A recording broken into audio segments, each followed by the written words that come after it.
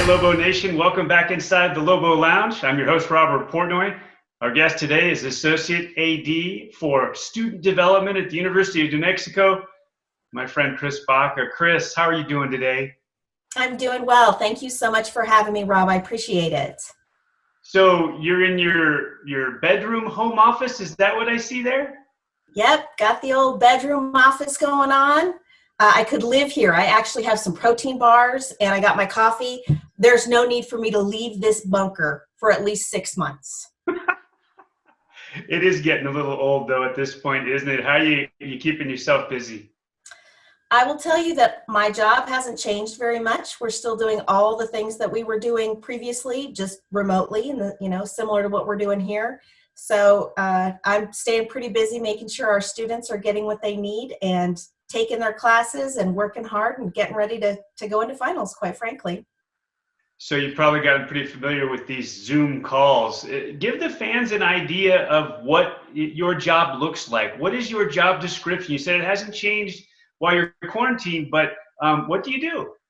Well, essentially, I work with a staff of 6 advisors and a learning strategist, and we all work together to support students in their current classes, making sure that if they have any needs, we have tutors that we can set them up with. We help them quite often. They'll have specific assignments that they'll ask for us to meet with them over Zoom and talk them through and help them to work on. We also just went through the registration process. So part of our job is making sure that our students are taking the classes that they need to take in order to maintain their NCAA eligibility, and working with main campus advisors to ensure that the classes they're taking are also helping them to earn the degrees that they want. So we have to make sure that everyone's on track, that they are taking what they need to take so that they can leave the University of New Mexico with a degree that's meaningful to them. I think one of the things that I've learned in talking with student athletes through this very strange, circumstance that we're in, is that because of the nature of the fact that they travel so much, they're fairly comfortable with doing things online. But now everything's online. What are some of the biggest challenges that you and your team have faced, and that the student athletes have faced while everything has completely been done remotely here for so many weeks? I would say registration was a huge undertaking. We're used to being in our offices and having, 3 or 4 students at a time and talking through schedules and helping them all at the same time work on things. So getting through registration and to see that our students got in and are in the classes they need to be in full time was huge. The other piece has been tutoring.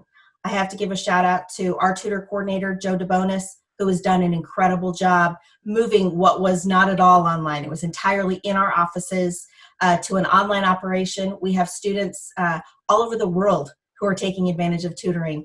I have a student in Thailand who is up at 2 o'clock in the morning so that she is able to attend her classes and is also able to attend tutor appointments at a normal hour here in Albuquerque, which has kind of messed with her schedule. But we have tutors all over the country. We have students all over the country and all over the world. So for us to be able to maintain those tutoring supports, I think has been, right now the biggest feather in our cap, thanks to Joe, because our students aren't really seeing any sort of change whatsoever. They're getting exactly what they got previously, and that's the goal. No, that's really impressive and fantastic. We have Associate AD for Student Development at the University of New Mexico, Chris Baca, with us. You're Albuquerque through and through, right? A native, and you've got both your degrees from UNM. So was it just a natural thing that you would put on the cherry and silver as a professional as well?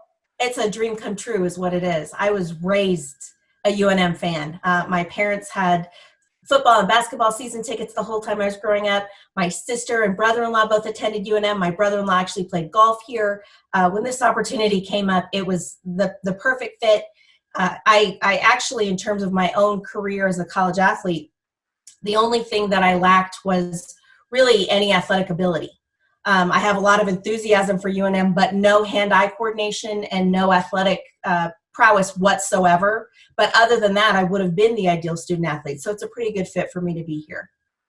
You mentioned golf. Don't you have oversight as well of the 2 golf programs? I do. I work with men's and women's golf as well as softball, and couldn't enjoy those student athletes more. Honestly, the way our staff operates, we are incredibly collaborative. we know all these student athletes. They come into our offices. One of my favorite things to see is, a women's basketball player or a football player come in and walk into every single advisor office to say hello, to get some candy, to see what's going on before they, make the journey back to the lab to do study hall. So honestly, the relationship with the student athletes is what carries us through during times like this. I get to talk to my golfers on a regular basis, meet with my softball players. We do Zoom meetings to talk about school. I have students who are very, very invested in school and have incredible academic goals. So to get to be a small part of that with these really high achieving teams it's incredible. It's a huge honor, quite frankly. Since we're talking golf, I want to give big props, more props for continued accolades that just keep coming in for just an incredible men's player right now. Sam Choi, second straight Mountain West, accolade, all Mountain West. He was also a third-team All-American. Just amazing. We're just about out of time, Chris. So a couple of fun things I wanted to finish with. Is there something in home isolation that's been a plus that was either anticipated or not, that has come about from being at home that you see as a really cool benefit or silver lining in all of this that you maybe didn't expect? And then is there some piece of content, some show or some book or some game or something, activity that you found while being isolated at home that's really kind of kept your sanity? Well, as far as some unexpected fringe benefit is definitely having dinner with my son every night. My older son, unfortunately for me, lives on his own, and so he's not here. But my younger son is 17. He's very active in school, so he's, during spring, usually at lacrosse games or practice. So although I really miss getting to see him play lacrosse, the benefit is every night we sit down, we have dinner, we cook together, we do dishes together, we visit, and he's kind of an amazing guy to get to hang out with. So that I've really enjoyed. And actually last Friday evening, my family did a virtual Scattergories game where my sister and her daughter at her house, my partner and I at my house, my son and his boyfriend at his house, and then my parents at their house all met on Zoom and played Scattergories and ate dinner together and laughed and had a wonderful time. So my family I've been missing a lot. We're all Albuquerque, and I'm used to seeing them a lot more. So getting together and playing that silly game and just laughing and having fun was a really, really great treat. Oh, that's great, Chris. Two things you mentioned there.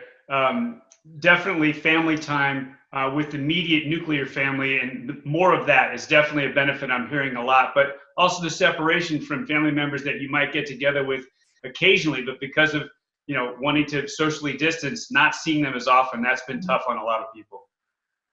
Yeah, that's been hard. And as I said, we're used to seeing each other almost every weekend. We all live within a 2-mile radius. So we're growing and learning from it. But ultimately, if that's the biggest complaint I have, I'm just really thankful that, we're healthy and everyone's plugging along and doing what we need to do. My students are all healthy, and so far all my colleagues are too.